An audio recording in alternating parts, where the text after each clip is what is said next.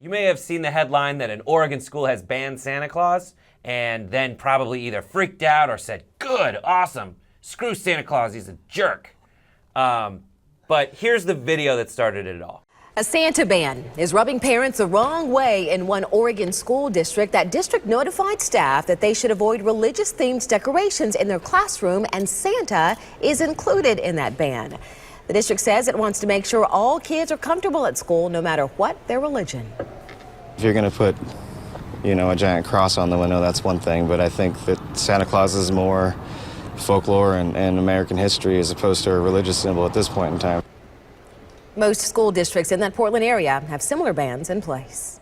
And then everyone goes, oh my God, that's crazy. How dare they? How dare they? But before you freak out, they did originally have this memo. This is the memo that was leaked to the news where they felt like they needed to cover it. The memo says we will not be holding a door decorating contest this year because they had been decorating doors and competing. You may still decorate your door or office if you like, but we ask that you be respectful and sensitive to the diverse perspectives and beliefs of our community and refrain from using religious-themed decorations or images like Santa Claus. So they're not saying it's because it's a religiously themed thing. Although then I would say that you weaken your argument. I mean, you can at least try to make the case that it's religiously themed. If you're saying it's not, but you still shouldn't use it, I don't know what the explanation for that is. Yes, no, this is a clumsily worded thing, but I get what they're going for. Mm-hmm. They're like, listen, don't alienate people.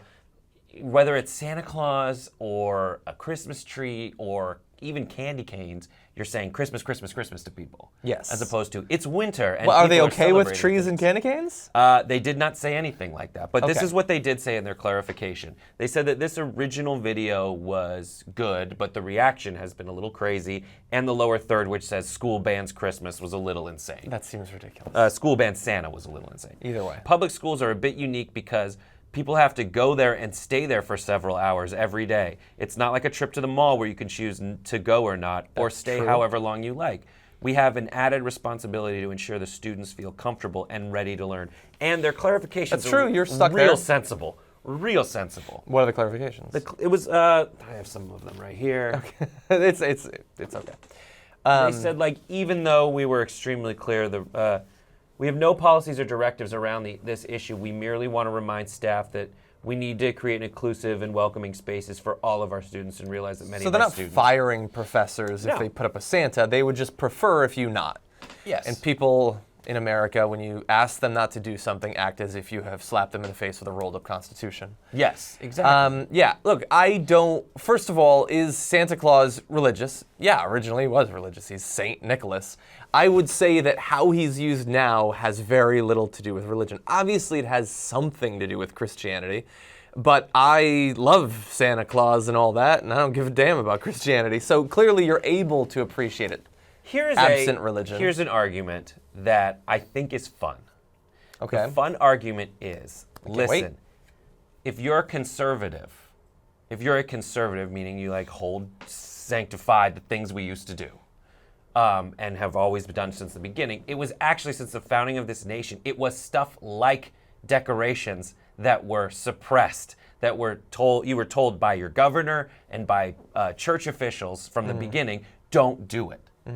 All those things so then they should be mad? So they should say, actually, no, this is great. We should get all the decorations out, and we should only go to church and be when it comes to Christmas, we shouldn't bastardize. We shouldn't bastardize it with this imagery. The conservative influences in the church are the ones that always said, we are going to lock you up if you have giant celebrations outside and you use all these images.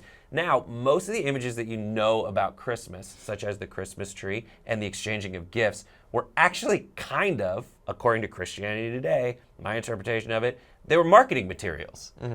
As you are going to preach to pagans, you use the imagery that the pagans are familiar with. Yeah. The Christmas tree, for example, is the kind of thing that Vikings and the Romans used to put in the winter inside their houses to remind them that it might be cold now, but some things are still alive. The magic of life. Well, it was also in the manger.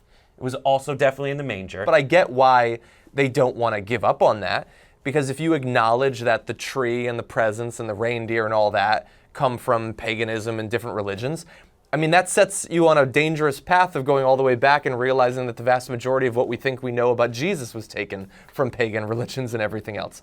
And that is not a conversation they want to get into. A conversation far more dangerous than whether or not we should be able to put Santa on a door. Yeah, I'm fine with Santa, though.